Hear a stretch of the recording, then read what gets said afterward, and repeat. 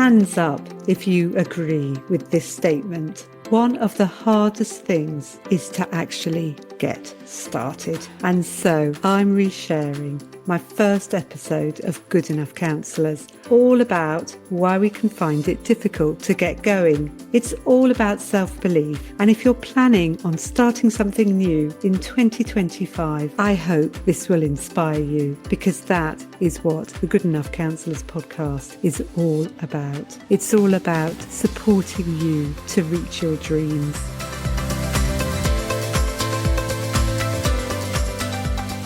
In the last few sessions of my Level 4 diploma, our tutor asked each person to bring in an exercise for the rest of the class to do.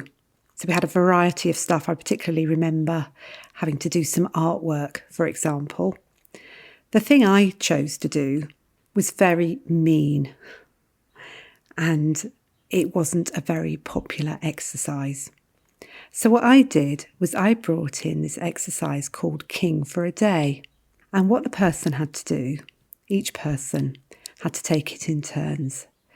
They sat in a chair in the middle of the room, and then each of us told them something that we appreciated about them. I thought this was a lovely exercise, but some of the course members found it absolutely excruciating, and they found it really embarrassing. And it certainly, I think, they went away at the end of that session a little bit shaken by the exercise. I'm so mean. But I think the reason why they found it so difficult is to receive praise and appreciation is often something that we haven't experienced much in the past. And it goes against what we've been led to believe about ourselves. And for many of us as counsellors, we perhaps haven't had a very nurturing environment in the past.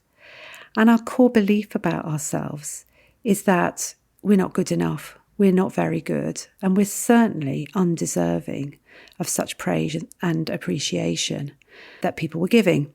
So it's a real sort of cognitive dissonance. There's a real difference between what's being told us by people and actually what's going on inside us.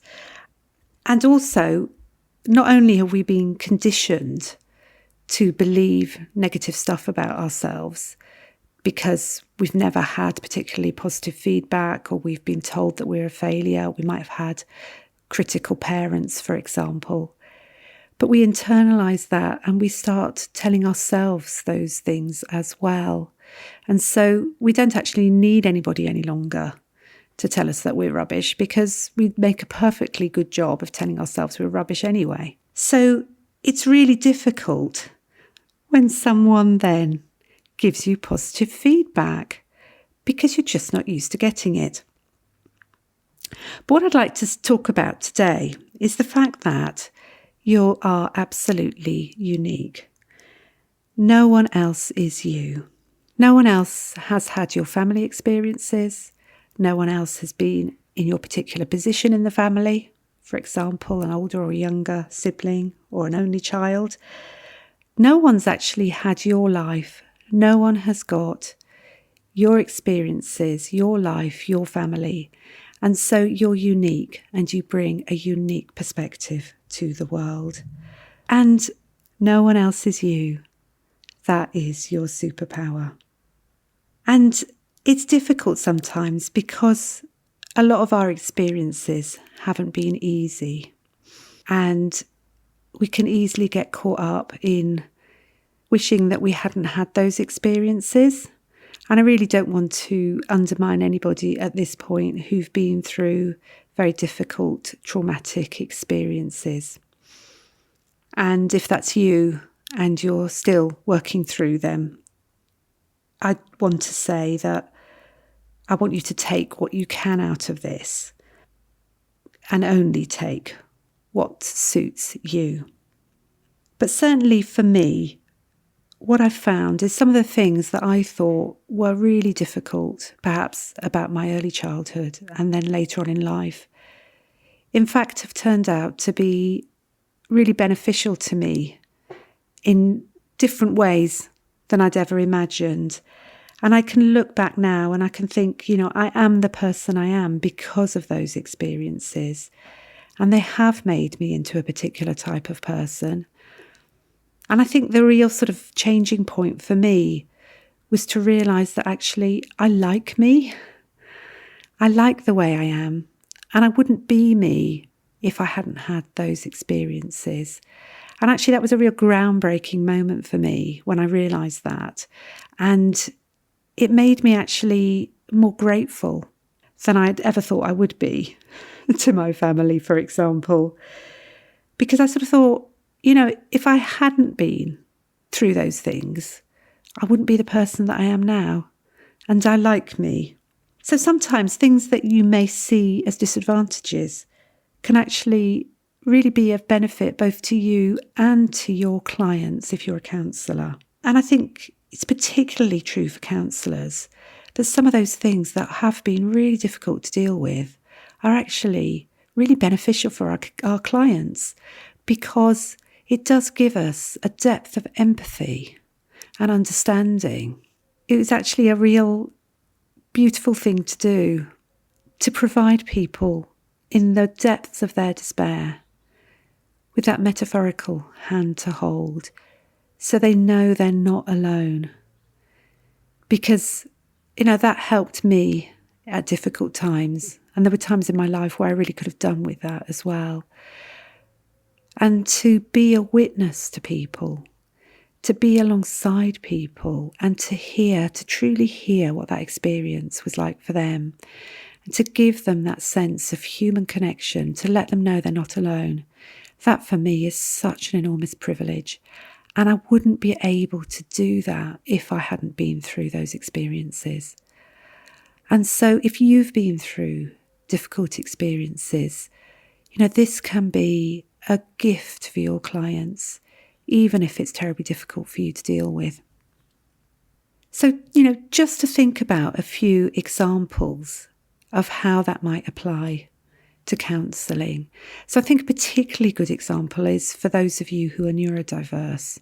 And this can be, especially as so many older people are getting diagnosed now as having ADHD or autism or some other sort of neurodiverse issue, that this has been something that has been such a struggle for you over the years. And yet it's so helpful. It's so helpful to other neurodiverse people. It's so helpful that you get it. I've spoken to so many dyslexic counsellors over the years.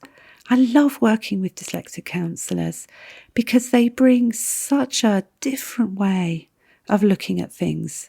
For example, someone I spoke to recently is a dyslexic counsellor, and so she sort of specialises in helping people visually.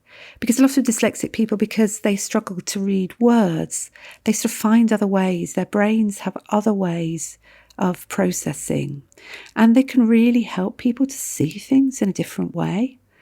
And so something that's actually a really difficult thing to deal with can actually give them an edge sometimes when they're dealing with clients. And I often think the dyslexic counsellors are really brilliant counsellors, and what they've been through, they really understand people's struggles because they've had to overcome so much during their lives.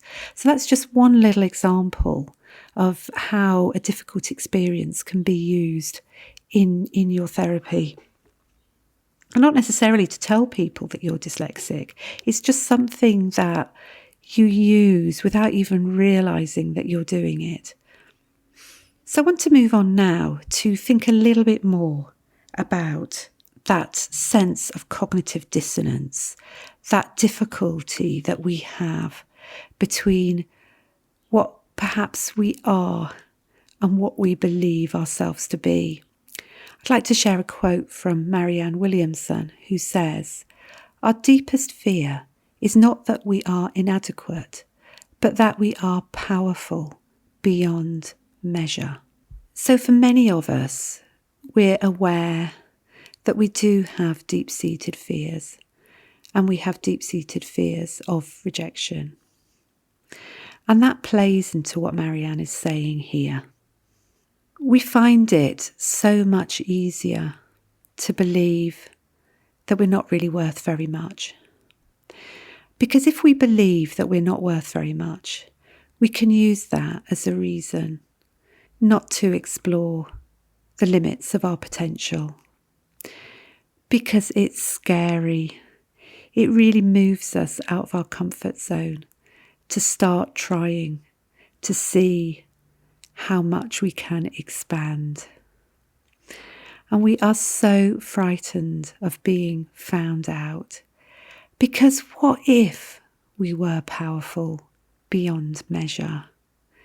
It's a really scary thought. What if we believe that and we put ourselves out there and then it turns out that we're not as powerful as we thought? What does that mean? It means that we'll get rejected, and we are so scared of being rejected. And let me just say at this point that fear of rejection is a very natural human way of being. We have evolved to be part of a tribe.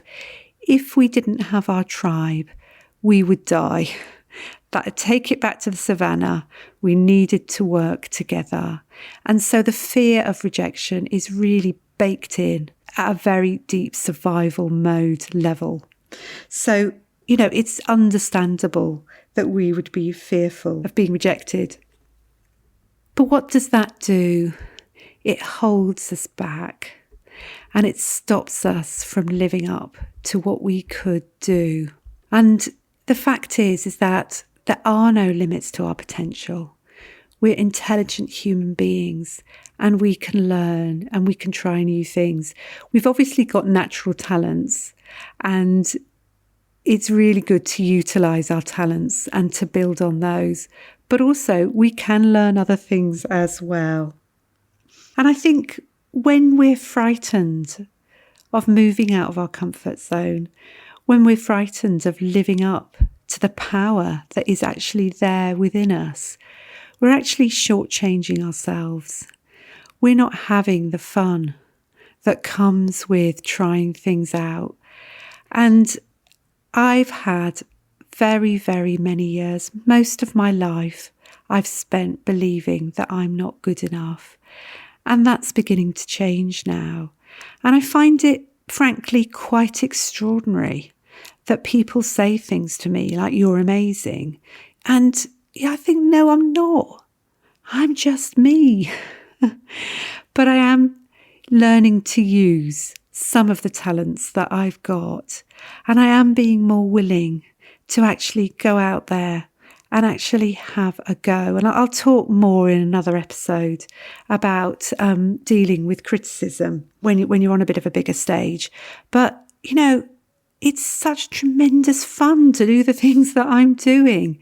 And, you could be having fun too if you were prepared to face down that fear of rejection.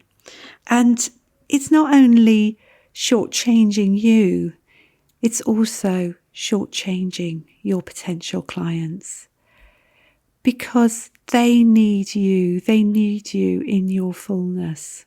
They need you to be utilising those experiences that they had. You might be able to really help people if you were prepared to step out of your comfort zone a little bit. So I'd really love to encourage you to start thinking that perhaps you are far more powerful than you imagine. Now, since I recorded this episode, I have been on some training to do with working with neurodivergent people. And I learnt that there's a difference between neurodiversity and neurodivergence. So if you noticed, I did say about neurodiverse people, but actually we're all neurodiverse. But someone who's got dyslexia would be neurodivergent. And so I'm going to correct myself here at the end of the episode. But, it just goes to show that sometimes you have to get out there, you just have to get on with things, and actually mistakes aren't that important. You can learn from them, you can correct them, and you can carry on. Because actually the most important thing is to get out there and to be making a difference. And indeed, some of you may not even have noticed that mistake unless I pointed it out. Thanks for listening. Do come and join my Facebook community, Good Enough Counsellors. And for more information about how I can help you develop your private practice, please visit my website, josephinehughes.com. If you found this episode helpful, I'd love it if you could share it with a fellow therapist or leave a review on your podcast app. And in closing, I'd love to remind you that every single step you make gets you closer to your dream. I really believe you can do it.